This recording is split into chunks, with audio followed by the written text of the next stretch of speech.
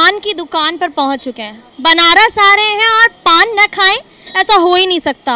और बनारस में सबसे फेमस है ये पान वाले अंकल, जिनका पान यहाँ पे 60 वर्षों से फेमस है। हर पीढ़ी यहाँ पर आकर पान खाती है। और कितने सालों से बैठते हैं अंकल आप यहाँ? मैं बेटा तो जब 16-17 साल के थे तब से बैठ रहा हूँ पिताजी के साथ। पिताजी के साथ बैठते हैं? जी। कितनी पीढ़ियाँ हो गई आपकी? ये मेरी चौथी पीढ़ी है। चौथी पीढ़ी। जी। ऐसा क्या खास है बनारस में, हर गली हर मोहल्ले में पान की दुकान है? आपकी दुकान पे ऐसा क्या अलग है जो पान यहाँ का फेमस है? मेरा देखो बनारस में हर गली हर मोहल्ले में पान की दुकान है। यह पान की जो है लघु एवं कुटीर उद्योग के अंतर्गत छोटी सी पूंजी में हर व्यक्ति जनतन अपने जीविकोपार्जन के लिए छोटी छोटी जगहों पर जो है अपनी दुकानें खोल करके अपने जीविकोपार्जन चलाता है। और पान का धंधा और पान की दुकान ऐसी है कि छोटी पूंजी में हर आदमी अपने जीविकोपार्जन कर सकता है। यही वजह था कि इसको जो है जिस समय नारायण दत्त तिवारी जी की गवर्नमेंट थी तो उन्होंने लघु एवं कुटीर उद्योग के अंतर्गत इस धंधे को लाया। और इस धंधे से जनतन हम लोगों को यह छूट मिला कि पहले पान के बेड़े पर जो सेल टैक्स लगता था वो जो तो छूट हुआ। हाँ, तो तभी से यह लघु एवं कुटीर उद्योग के अंतर्गत इसको जो है रखा गया है। और छोटे छोटे लोग छोटी सी पूंजी से अपना जीविकोपार्जन करते हैं। यही वजह है कि हर गली हर मोहल्ले के नुक्कड़ पर पान की दुकान आपको मिलेगी। केशव तांबुल भंडार जो है किसके नाम पर है? ये मेरे बड़े भैया हैं, उन्हीं के नाम से अब पिताजी ने जो तो इस दुकान को चलाया और तब से अभी तक चल रहा है।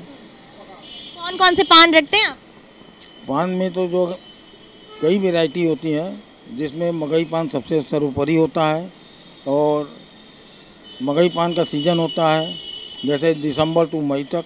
फिर उसके बाद जगन्नाथी पान होता है, फिर उसके बाद देसी पान होता है और सांची पान होता है। 4 पान जो बनारस में विशेष रूप से चलते हैं, जिसमें मगई पान सर्वोपरि और सबसे अच्छा होता है। पान बना के दिखाइए हमको भी कोई एक। ठीक है। अच्छा फेमस आपका पान होगा, कौन सा पान फेमस है? आप जो है जर्दा तो खाती नहीं है, इसलिए आपको गुलकंद वाला मीठा पान आपको खिलाया जाएगा।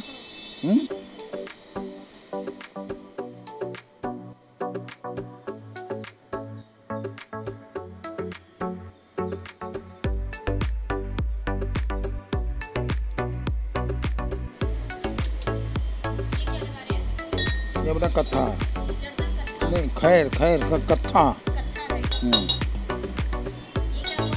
अब इसमें कैल्शियम लगा। हाँ, कैल्शियम या चूना?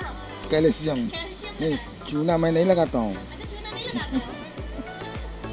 मेरा चूना लगाना तो फिर दूसरी बात हो जाएगी कि गुरु हमारे जेबा में चूना लगा दिए। मतलब कैल्शियम लगा दिए हैं, चूना नहीं लगाया? चूना नहीं लगाया। चूना लगाना तो दूसरे अर्थ में आ जाएगा ना। खुद ही समझती हो कि गुरु चूना लगा दिए।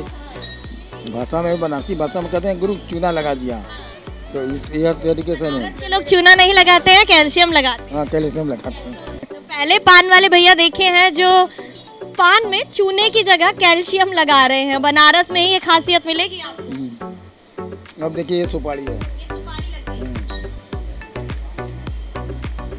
अब ये देखिए मीठा पान मसाला है। पान मसाला। बम बम बोले।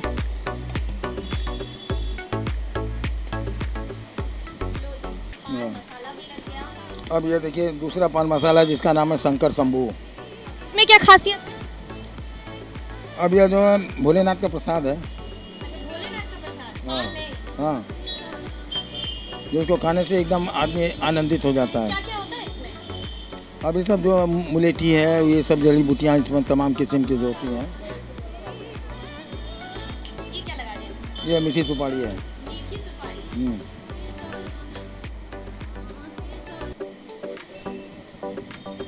अब ये सुपारी से मीठी सुपारी कैसे बनाएं?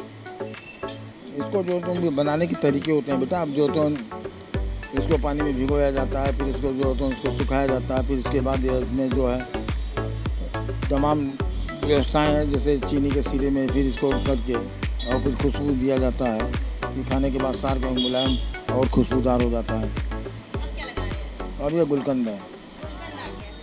यही पान की शान होती है। तो हाँ, अभी अभी आया है। यह गुलाब की पंखुड़ियों से बनता है।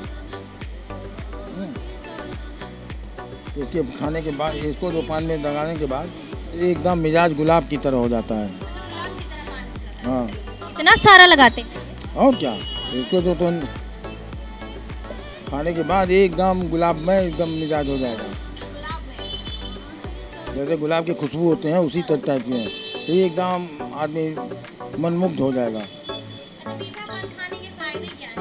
मीठा पान खाने से देखो बेटा ऐसा है कि कोई इसमें इस तरीके की चीज़ है नहीं कि जिसको जो तुम जो बेकार किया जाए। और यह टोटल डाइजेस्ट जो है, मतलब कि जो है आप जितना भी भोजन वोजन किए हैं पूरा यह डाइजीन का काम करता है। इसको धीरे धीरे खाते रहिए, घुलाते रहिए और घोटते रहिए और मिजाज बनाते रहिए। यह इस पान का मिजाज है। ये एकदम मीठा बना देगा। हाँ, ये नवरत्न चटनी है। हाँ जी, यह 9 वैरायटी की चीज़ मिला करके बनता है, इसलिए इसका नाम है नवरत्न चटनी। अब जैसे इसमें ये देखो, इसको खाओ तो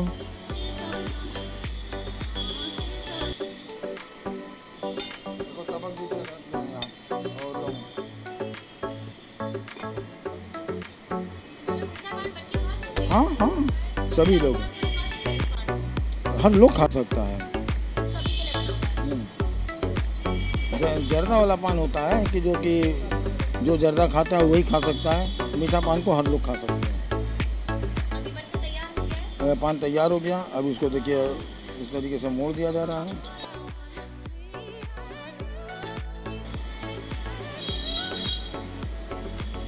देख रही हूँ आपकी फोटो लगी हुई है नरेंद्र मोदी जी के साथ, मतलब मोदी जी आए थे क्या आपको? मोदी जी को हम जा करके खुद पान खिलाए थे।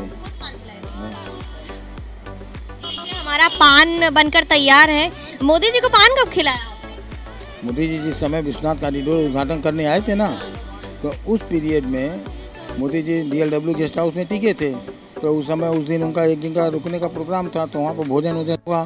भोजन उपरांत उनको जो पान हम लोग जो दिया गया, वो पान खा करके बहुत संतुष्ट हुए और बहुत आनंदित हुए। अब हम लोगों के सामने तो नहीं कुछ है, बाद में जो रिस्पांस मिला कि जो यार तो पान खाने से दिमाग एकदम खुल गया। और जब जिस समय मैं अटल जी को पान खिलाया था, तो अटल जी जो है पराकर भवन में आए थे, तो मैं जा करके अटल जी को पान खिलाया। तो अटल जी के वाह रे बनारस बना हुआ रस है। पान खाने के बाद तो एकदम बना के बनारस के रस में मिल जाते हैं। क्या है?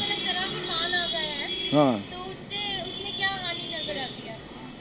बेटा अलग अलग देखिए, बनारस की पान बनारस की सभ्यता, बनारस की संस्कृति से जुड़ा हुआ है। पान खाने के बाद क्या पान की तासीर होनी चाहिए और उससे क्या जो फ़ायदे हैं, वह जो है स्पष्ट होना चाहिए। बाहर के पानों की इच्छा है, स्थिति यह है कि जैसे फायर पान हुआ और आपका जो है चॉकलेट पान हुआ, यह सब टोटल केमिकलाइज चीज़ें हैं। आपको जो केमिकल में पान के ऊपर रख करके और उसमें आग लगा करके अपने मुंह से आपके मुख में जो वो डालते हैं और आपको देते नहीं हैं। तो बनारस में यह प्रथा चल नहीं सकती है, क्योंकि मुखाग्नि तभी दिया जाता है कि जब आदमी जो है मर जाता है। और नागबेल जो है, पान को नागबेल कहते हैं, यह सबसे शुभ चीज़ है। और शुभ चीज़ में आग लगा करके और मुंह में किसी को जो देना उचित नहीं है। यह बनारस की संस्कृति के खिलाफ है।